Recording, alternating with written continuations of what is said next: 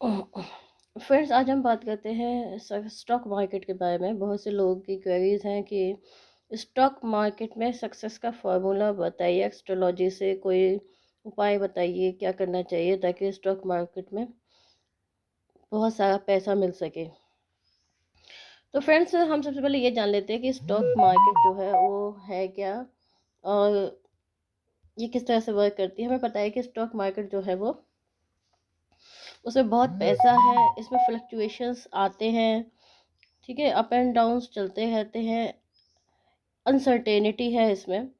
पैसा आ भी सकता है, पैसा जा भी सकता है। तो फ्रेंड्स, इस सब के लिए हमें कुछ चीज़ें चाहिए, जैसे कि हमें बहुत सोच समझ के इसमें पैसा इन्वेस्ट करना चाहिए। यानी कि उसके लिए हमारा मन और दिमाग दोनों ही काफ़ी अलर्ट होने चाहिए, फार साइटेडनेस होनी चाहिए, ताकि हम फ्यूचर में होने वाले चेंजेस को पहले से ही समझ लें। तो इसके लिए हमें सबसे पहले देखना होगा tips to get success in stock market. लोग हर चीज़ के टिप्स चाहते हैं कि हमें कुछ टिप्स दे दीजिए ताकि हम स्टॉक मार्केट में सफल हो जाएं। अरे भाइयों, ऐसा नहीं है, हर कोई इसमें सफल नहीं हो सकता। उसके लिए कुंडली में कुछ योग होते हैं, जिनकी कुंडली में योग होते हैं स्टॉक मार्केट में सफल होने के, सिर्फ वही सफल हो सकते हैं, हर कोई सफल नहीं हो सकता। ठीक है ना, पहले तो आप ये समझ लीजिए, ये हर चीज़ हर किसी के लिए नहीं बनी होती। कुछ लोगों को बैठे बैठाए खाने को मिल जाता है, कुछ लोगों को बहुत मेहनत करनी पड़ती है, कुछ लोगों को मेहनत करने पे भी खाने को नहीं मिलता है। इसलिए अपनी कुंडली को पहचानिए, अपने भाग्य को पहचानिए, उसमें क्या लिखा है कर्म कीजिए और फल आपको मिल जाएगा। आज नहीं तो कल मिल जाएगा। लेकिन जो स्टॉक मार्केट जैसी चीज़ है, जो अनसर्टेन चीज़ है, जिसका खुद का कुछ भरोसा नहीं है, कब उठ जाए कब गिर जाए, तो उसमें सोच समझ के ही पैसा लगाना चाहिए। सबसे पहले हम देख लेते हैं कि कुंडली के कौन कौन से हाउसेस हैं जो कि स्टॉक मार्केट के लिए इम्पॉर्टेंट है। तो सबसे पहले होता है एट्थ हाउस। एट्थ हाउस जो होता है वो अनअर्न्ड मनी का होता है, ब्लैक मनी का होता है, काफ़ी सारे धन का होता है। तो अ, इसमें ये शेयर मार्केट से भी रिलेटेड होता है, क्योंकि एट्थ हाउस होता है अनप्रेडिक्टेबल होता है। ये लॉस भी दे सकता है और प्रॉफिट भी दे सकता है और काफ़ी सारा दे सकता है।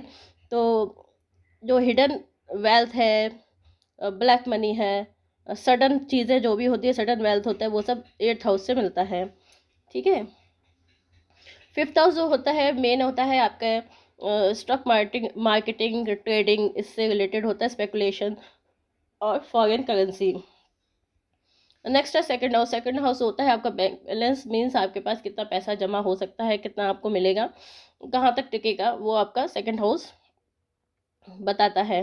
यानी कि इस लाइफ में आप कितना पैसा जमा कर सकते हो, वो सब आपको सेकंड हाउस से पता चलेगा। फिर है 11th हाउस। 11th हाउस जो है आपका डेली का इनकम बताता है, प्रॉफिट बताता है। 11th हाउस के बिना आपकी कोई भी सक्सेस की कहानी नहीं लिखी जा सकती है। ठीक है ना, आपका डेली का आप कितना कमा सकते हो। कई लोग होते हैं जो डेली बहुत अच्छा कमाते हैं, लेकिन उसको स्टोर करके नहीं रख पाते, उसको एक्यूमुलेट नहीं कर पाते, क्योंकि उनका सेकंड हाउस स्ट्रॉन्ग नहीं होता। लेकिन कुछ लोगों का सेकंड हाउस स्ट्रॉन्ग होता है, 11th हाउस नहीं होता। यानी कि रोज कहाँ से कमाएंगे खाएंगे उनको कुछ पता नहीं होता, लेकिन धन उनके पास खूब होता है। जैसे जैसे है एक बाबा जिनको कहते हैं, जिनके पास बहुत धन है, लेकिन डेली का पता नहीं कहाँ से आता है कहाँ जाता है। ठीक है ना, किसी का नाम नहीं ले सकते ना हम लोग। अब है फोर्थ हाउस। फोर्थ हाउस होता है चंद्रमा का। चंद्रमा का बहुत इंपॉर्टेंट है स्टॉक मार्केट में। ठीक है ना, फोर्थ हाउस को हम इग्नोर नहीं कर सकते, क्योंकि ये प्रॉपर्टी का होता है। और साथ ही में जो है सिक्स हाउस होता है, वो आपके ऋण एनिमीज को रिप्रेजेंट करता है। और ट्वेल्थ हाउस जो होता है आपका लॉसेस बताता है। तो इस तरह से फ्रेंड्स आप देख सकते हैं कि ये है एट्थ हाउस। ठीक है, ये सडन इवेंट्स हिडन नॉलेज का होता है। ये आपका खुद का हाउस है, फर्स्ट हाउस है। ये आपका ओवरऑल पर्सनैलिटी को बताता है। ये आपके धन का हाउस है, ये आपकी आय डेली इनकम है जो वो उसको बताता है। और ये आपका फिफ्थ हाउस है, जो कि आपके स्पेकुलेशन करेंसी स्टॉक मार्केट से रिलेटेड होता है। अब है प्लैनेट्स कौन कौन से इन्वॉल्व होते हैं। हमारी कुंडली के कौन कौन से प्लैनेट्स हैं जो कि इसमें इन्वॉल्व होते हैं स्टॉक मार्केट में, जो कि हमें स्टॉक मार्केट से अकूट धन दिला सकते हैं। तो उसमें एक है जुपिटर। जुपिटर जो होता है वो आपका भाग्य होता है, प्रॉस्पेरिटी होती है, वेल्थ होती है, फाइनेंस का है। ठीक है ना। इसको हम बिल्कुल भी इग्नोर नहीं कर सकते। इसके बिना आपको, जब तक आपके भाग्य में कहते हैं ना कोई चीज़ ना हो तो वो नहीं मिल सकती है। लेकिन फिर भी हमको कर्म पे ज़्यादा विश्वास रखना चाहिए, भाग्य अपने आप बन जाता है। जुपिटर का संबंध 5th हाउस से होता है अगर तो व्यक्ति को सफलता मिलती है। स्टॉक मार्केट में 5th हाउस जो होता है वो आपका इंटेलिजेंस का होता है, विजडम का होता है, जिसके बिना इस तरह के प्रोफेशन में जब तक आपका दिमाग तेज तगार दुरुस्त नहीं होगा तब तक आपको इस प्रोफेशन में सफलता मिलना बहुत मुश्किल है। बुद्ध बुद्ध आ गया। अब मेन जो है बुद्ध है बिजनेस, बुद्ध है आपकी बुद्धि, बुद्ध है आप अपनी बुद्धि को किस तरह से अप्लाई करेंगे, प्रेजेंस ऑफ माइंड है। तो इसका स्ट्रांग होना बहुत ज़रूरी है और इसका कनेक्शन जुपिटर से बनना भी बहुत ज़रूरी है। नेक्स्ट है मून। मून मैंने बताया आपको बहुत इंपॉर्टेंट होता है स्टॉक मार्केट के लिए। मैंने आपको बताया स्टॉक मार्केट में फ्लक्चुएशंस आते हैं, अप एंड डाउन आते हैं, ठीक है ना, लॉस है, प्रॉफिट है, ये सब मून का नेचर होता है। मून में मून स्टेबिलिटी नहीं होती है। मून कृष्ण पक्ष का भी होता है, शुक्ल पक्ष का भी होता है, और जो आपका करेंसी है, वेल्थ है, इसका भी सिग्निफिकेटर होता है। मून मून का स्ट्रॉन्ग पोजीशन में होना बहुत ज़्यादा ज़रूरी है कुंडली में। अगर आप स्टॉक मार्केट में जाना चाहते हो तो फिर आपका दिमाग और दिल दुरुस्त नहीं होगा, आप स्टॉक मार्केट में निवेश नहीं करना चाहिए, नहीं तो आपको हानि होने की संभावना ज़्यादा है। मून जो है फास्ट साइटेडनेस भी देता है, दूरदर्शिता भी देता है, ताकि आप आने वाले अप एंड डाउन्स को पहले से जान सकें। राहु राहु राहु बाबा का क्या कहना। राहु की तो आजकल चारों तरफ महिमा है। राहु के बिना तो बस बीजेपी का जो पार लगाया है वो राहु नहीं लगाया है। मेन सिग्निफिकेटर जो है वो स्टॉक मार्केट का राहु है। मतलब बड़े बड़े लेवल पे बड़े बड़े नुकसान, बड़े बड़े फायदे, सडननेस, ये सब राहु है, ठीक है ना। राहु अगर 11th में राहु है तो आपका क्या कहना, बस आपकी तो बल्ले बल्ले है। अब है नो शेयर मार्केट योग, यानी आपकी कुंडली में कुछ योग ऐसे हैं कि व्यक्ति को शेयर मार्केट की तरफ देखना भी नहीं चाहिए। अगर आपकी कुंडली में ग्रहण योग है, अगर आपका चंद्र राहु के साथ है, सूर्य राहु के साथ है, जुपिटर राहु के साथ है, या फिर आपका राहु 2nd हाउस में बैठा है, तो आप शेयर मार्केट से दूर ही बनाए रखें, वही आपके लिए अच्छा है, ठीक है। अब है अब हम देख लेते हैं कि जो सूर्य है वो शेयर मार्केट से रिलेटेड किस चीज़ का कारक है। मतलब मीन्स प्लैनेट जो है वो शेयर मार्केट से रिलेटेड किस तरह से होते हैं। जो सन है हमको पता है लकड़ी का, गवर्नमेंट का, फाइनेंस का, मेडिसिन का, म्यूचुअल फंड्स का कारक होता है।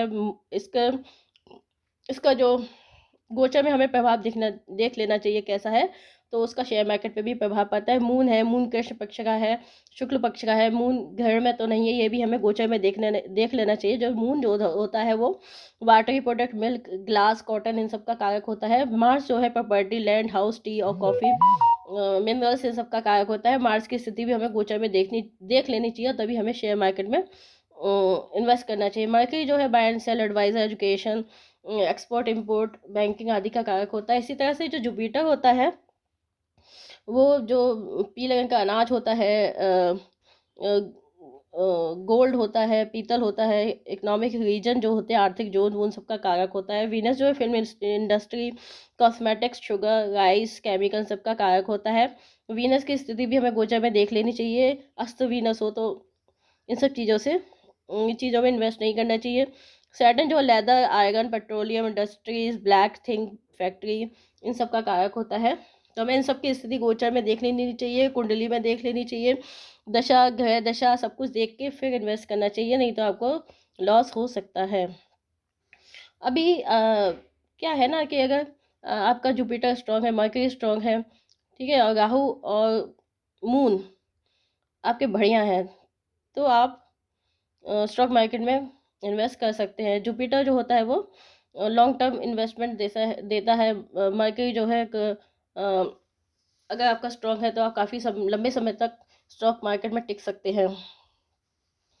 और राहु है अगर बहुत बढ़िया है तो आपको बहुत बहुत पैसा मिलेगा, लेकिन राहु अगर लगन में है तो पैसा तो देगा, लेकिन एक बार आपको गरीब जरूर बना देगा, सड़क पे ला देगा।